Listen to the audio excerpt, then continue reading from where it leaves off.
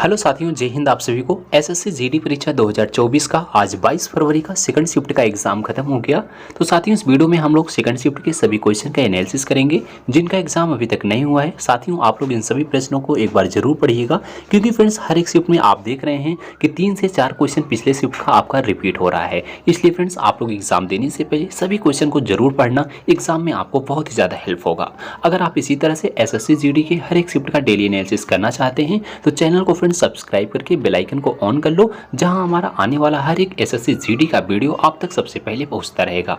तो साथियों, आइए हम लोग बिना देरी के स्टार्ट करेंगे आज के पूछे गए पहले क्वेश्चन से। साथियों, इसमें पहला क्वेश्चन पूछा गया था कि जनगणना 2011 के अनुसार महिला साक्षरता दर कितनी है। तो इसमें महिलाओं की साक्षरता दर पूछी गई थी। आपको हमने पहले भी बताया था, जनगणना से हर एक शिफ्ट में 1-2 क्वेश्चन जरूर पूछा जा रहा है। तो इसको भी आपको बता दें, देश में साक्षरता दर पुरुषों के लिए जो है 74.04 से बढ़कर के 82.14% प्रतिशत हो गया है। अगर महिलाओं की बात करें, जो पूछा गया था वो आपका 65.46% है। तो महिलाओं की जनगणना पूछी गई थी, इसमें साक्षरता दर कितनी होती है। आप लोग सभी जितने भी जनगणना से क्वेश्चन बन सकते हैं, आप लोग सभी जनगणना को याद रखिएगा। एक क्वेश्चन आपके शिफ्ट में जरूर आएगा, वो आपको चाहे किस राज्य की साक्षरता ज़्यादा है, किस राज्य की कम है, इस टाइप के क्वेश्चन फ्रेंड्स पिछले शिफ्ट में पूछे गए हैं।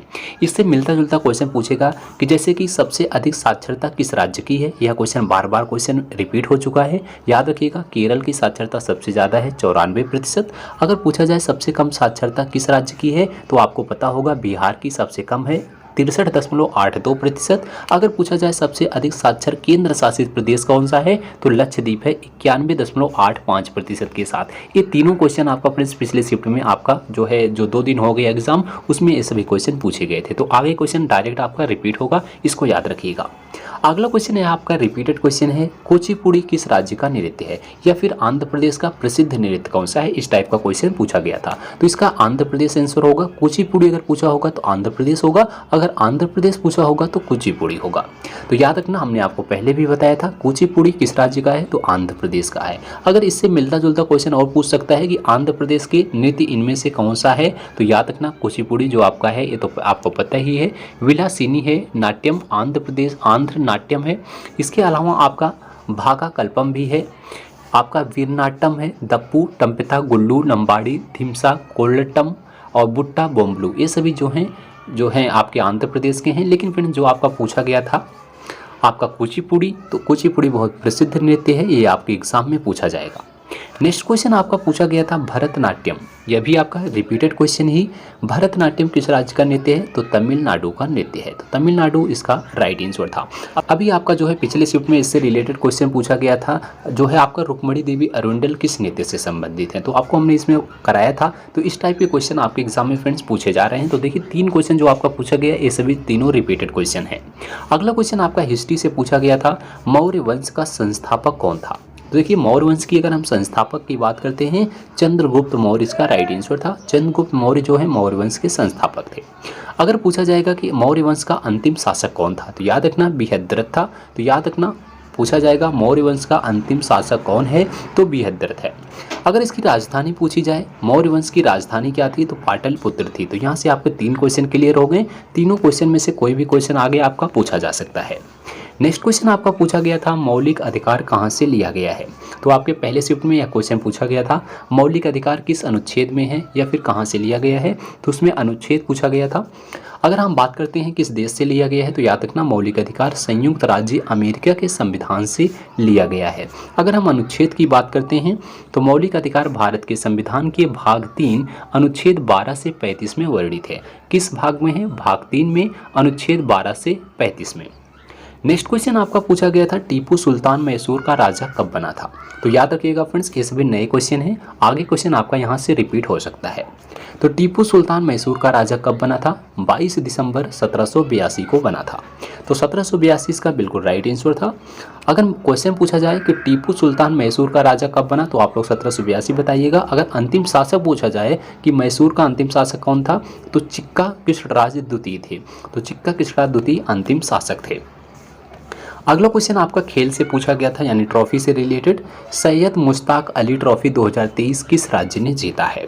तो देखिए फ्रेंड, जितने भी ट्रॉफी से क्वेश्चन बनते हैं, जैसे आपका दिलीप ट्रॉफी हो गया, आगा खान कप हो गया, किस खेल से संबंधित है, ये सभी क्वेश्चन आपके एग्जाम में पूछे गए हैं। इस टाइप के क्वेश्चन आप लोग याद रखना। अगर हम बात करते हैं सैयद मुश्ताक अली ट्रॉफी 2023 की किस राज्य ने जीता है, तो पंजाब ने जीता है। फाइनल मुकाबले में पंजाब ने बड़ोदरा को 20 रनों से शिकस्त देकर घरेलू टूर्नामेंट की T20 ट्रॉफी का भी खिताब अपने नाम किया था। तो किस राज्य ने जीता है? तो पंजाब इसका फ्रेंड्स बिल्कुल राइट आंसर था। नेक्स्ट क्वेश्चन आपका पूछा गया था, टेबल टेनिस में जीरो स्कोर को क्या कहते हैं? तो देखिए साथी, टेबल टेनिस में जो जीरो स्कोर होता है उसको जो है लव बोला जाता है। तो लव इसका राइट आंसर होगा।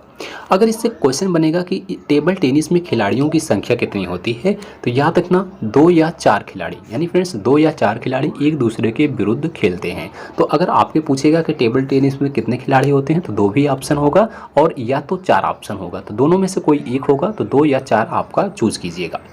अगला क्वेश्चन आपका पूछा गया था कि 10वीं पंचवर्षीय योजना का उद्देश्य क्या था?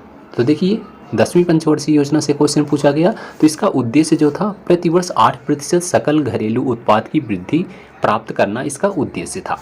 अगर इसका कार्यकाल देखें तो इसका कार्यकाल याद रखिएगा 2002 से 2007 तक इसका कार्यकाल था। नेक्स्ट क्वेश्चन आपका फिजिक्स से पूछा गया कि समय की एसआई इकाई क्या होती है? तो समय की एसआई इकाई जो है सेकंड होती है, आप सबको पता होगा। इसका सेकंड बिल्कुल राइट आंसर था।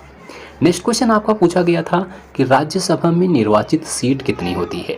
तो साथियों आपको बता दें, राज्यसभा के सदस्यों की अधिकतम संख्या जो है 250 है, लेकिन इसका राइट आंसर 250 नहीं था, क्योंकि इसमें पूछा गया था राज्यसभा में निर्वाचित सीट पूछा गया था। अधिकतम सीट पूछता तो 250 होगा, लेकिन निर्वाचित सीट जो है वो 238 है। तो याद रखना, जिसमें 238 सदस्य निर्वाचित और 12 सदस्य भारत के राष्ट्रपति द्वारा निर्देशित किए जाते हैं। तो ओवरऑल कुल कितने सदस्य होते हैं? 250, लेकिन कितने निर्वाचित किए जाते हैं? तो 238 निर्वाचित किए जाते हैं, इसको याद रखिएगा। तो 238 इसका राइट आंसर था।